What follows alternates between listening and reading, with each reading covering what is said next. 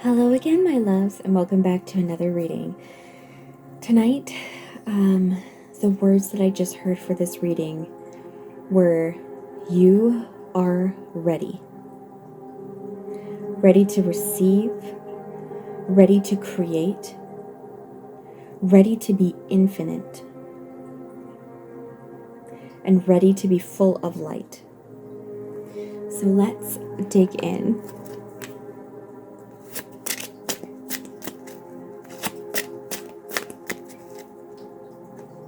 I'm hearing, is a song called The River Is in You or The River Is You? But there's a river in you. There is a river flowing through you of energy all of the time, constantly. I have a lot of water imagery this week. If you can, take a bath or take a slightly longer shower. I know we don't want to waste too much water, but be in water, or even if you fill up a container of some sort and put your feet in for a while, be in water. I know for myself, water on my head is the most potent. Shower time for me is very powerful. It's almost like I am half here and half in spirit. There's just something otherworldly about it, but connect to water. Embodiment. Okay. Now unsown from the flesh, a most alluring lullaby stills my pain as the skies bleed for my heart and the embodiment I am to claim. We have our second message this week about there's singing here. There is using your voice. This is unblocking your throat chakra. This is unblocking any dams that may be keeping your river from flowing properly, from flowing naturally in this world. This is understanding. Oh, yeah. This message is for me too. This is understanding all of the hurt and the pain that you have experienced in this life, knowing that it has taught you so much. And perhaps at some points has made you feel so disenfranchised, disconnected to who you actually truly are, that, that being that we all know who we are when we are children and have to kind of rediscover again as we become adults and have to break away all of the layers of the masks that we have to wear, the things that people make us believe through, poor actions, poor interactions with us, the way that society tells us we are, that is simply not true. It is time now to be fully embodied as I'm hearing the goddess, the god, the deity that you are. The deity that came here and chose to live this life as the person you are now. You need to fully embody that person, that highest spirit in your body now. All of the things that you chose as spirit to come here to do. It is an acknowledgement of the things that have happened. It is an understanding that the past is the past. It doesn't mean that you necessarily need to trust people's actions if they have shown to be dangerous towards you. Not at all. But the past is the past. It has shaped who you are. But now you see the true self that is you, the true you who is still connected to spirit. And you know that you need to bring her, he, down here on earth and be fully embodied in that, be fully present in that mentality, that person, that being here on earth.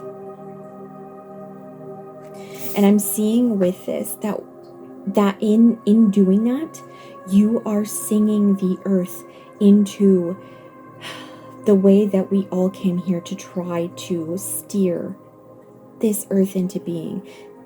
This place is definitely a learning. It's a school.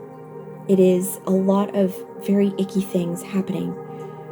But also, I think it's also a place where eventually we can sing Earth, sing her into proper harmony, sing with Earth herself, sing with each other, sing with the animals and the plants and the spirits here, the mountains and the oceans and the skies.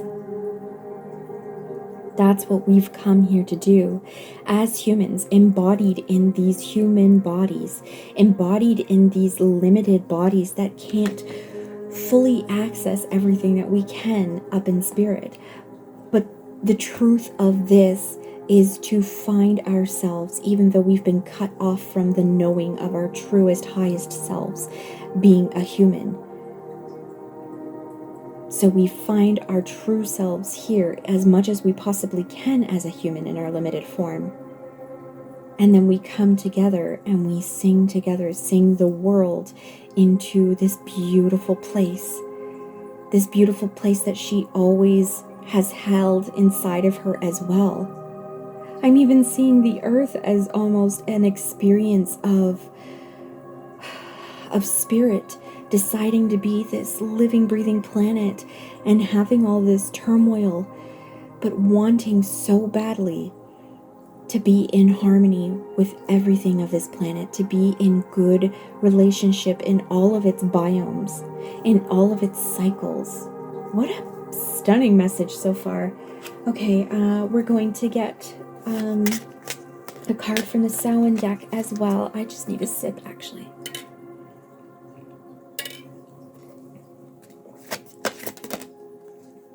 Oh my.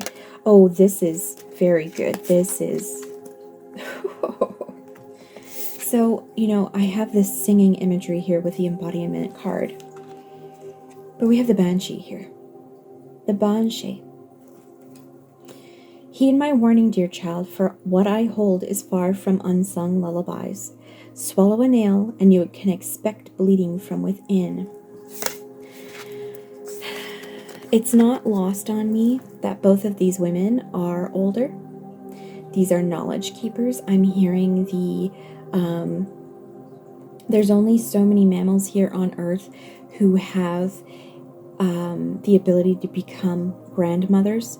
So there are the females of the species go out of being able to be fertile and become teachers. We are one of them, obviously.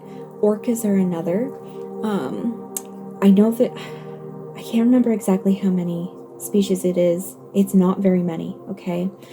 What I'm seeing here is the reflection, the mirroring through a mirror darkly over here even.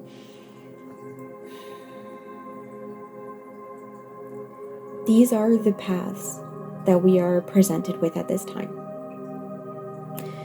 These are the places that we could go should we choose one path over the other.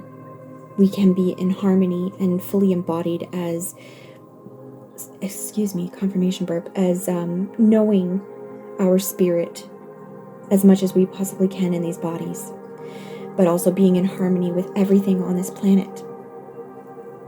Or we can continue down. I'm hearing, especially because this is such a dark card, there is not a lot of light here. There's light in her because she knows. There's light in her eyes because she knows. But going down this path darkly, going to this place where everything is wrapped in darkness, we keep going down this path where we continue hurting ourselves, and the only songs that come from our lips are screams. What an incredible dichotomy here. It is a path, and it is a path you must choose, and you must choose it wisely. You must take in this wisdom of the grandmothers, of Earth herself, of your spirit themselves. You must take in this wisdom And know that in this life, even though you are one human of 8 billion at this point in time, your actions will ripple out and affect the world. You will either bring in the light, or you can bring in darkness by keeping yourself shrouded in darkness, not paying attention to what is going on in the world at this point and what it is that is in you, the light of the universe, of the cosmos, the light of love that is in you, that you are supposed to be shining in this world. Don't ignore this light, my love. You must shine it in this world. I implore you, not only for me, but for you and for everyone around you. Let this be a lesson, child. 11:44, as I say that, as that is spoken through me. Let this be a lesson for you, child. Look at, I'm hearing World War II and the ignorance that had to happen amongst the people in Germany in order for what happened to happen. Look at any other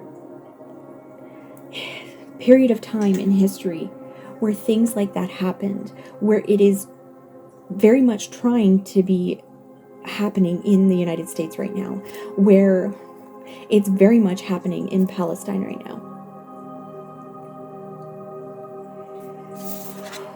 Keep your eyes open.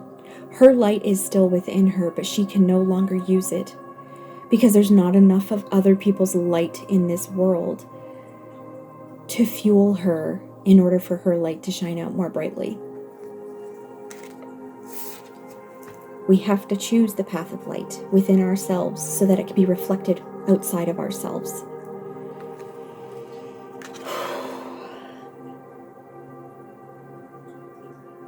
I think that's the message. I think that's the message for tonight. What a beautiful, beautiful but harrowing and sort of like a reality check kind of message. You need to be shining your light in the world right now. All the things that you are worried about, that you are scared of, need to be let go of. You need to embody your highest self here. You need to understand that the pains of the past, the pains that the world has foisted upon you, without any consent, without any sort of care, those things need to be let go of. They shaped you into who you are so you can understand what it is that this world is, so that you can understand the things that you are going to be singing out against. But you need to sing, my love. You need to send your voice out there with the light of the universe and the light of love, so that we can change this place, so that we can make this place beautiful. And if you only ever see that beauty reflected in your loved ones around you and your home and your, small neighborhood, your community, then that is enough. That is enough of a reward. That is enough of a reflection back to you that you have done something so beautiful in this world. Listen to the grandmothers. Listen to the ancestors. Listen to your highest self. Listen to the grandmother in you. That wisdom. Thank you so very much for being here, and I will see you in the next one. Bye.